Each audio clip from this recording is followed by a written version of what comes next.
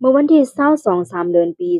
2025ศึกลอย TNLA ย้อนลัดผ่านเกียกหลาน SSPP ไว้การ SSPP อำปันคำสั่งศึกลอย TNLA ตือเสลัดคำในจึงเดยื้อว่าใน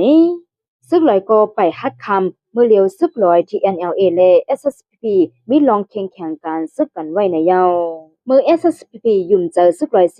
จอยศึกลอยดึกลุบโคลาย RCSS ออกเมืองใต้ปอดของโกจุ่มคิดมายาวพอนหลีซึกลอย TNLA ก็ไลพอนจามันซ้ำ SSPP ไลหับเอาลุ่มๆซุมป้านาดีซุมป้านำเจอปะเมกวนเมืองไลคำดังซื่อเสิงดูย้อนซึกลอย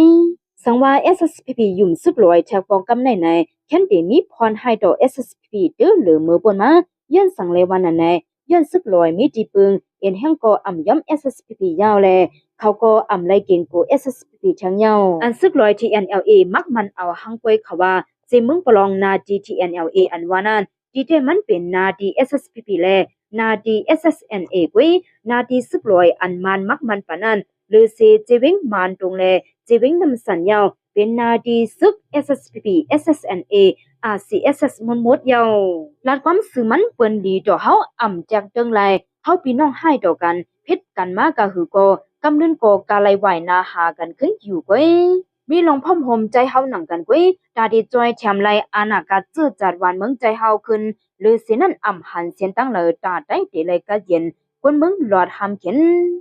ให้ไหมเฮเยกวนวานหูสวนจิเวงจอกแม่ดีวานหูสวนหูสวนจิเวงจอกแม่จึงแต่ปะทองนั้นเป็นรองไพ่ใหม่ใจลูกใหม่ที่เฮินลุงคำเสไพ่ไหมลูกล้ำกว่าปารังเฮินเยจอมหิมเฮินนั่นเลยลูกไหวกว่าดังนำในเยาแล้วในเลยเป็นกว่าเมื่อวันที่19-3เดือนปี2025ยามไว้วันหมอก2 โมงครึ่งนั้นพ่องลุงจองคำกวนวันหูสวนหุงเขาพักเนื้อ2ไพ่ตอนพ่องยามไว้วันนั้นไพ่อ่ำหมวดแลย้อนลมแห้งเส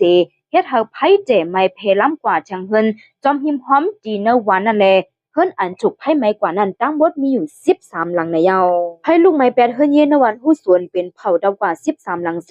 ย้อนไผไม่ไว้น่ะแลอ่ำกันไหลพวกของสังเสเนียวไว้เสไผหมดเย็นดีเยานั้นจึงมาวันที่เช้าเฮาขาวควรเจอก็อยู่ไว้ไล่ขึ้นอ่อนกันเก็บเขียวขาวอ่อนไหนคนพื้นที่เจออยู่หิมหอมนั่นลานในหนังไหน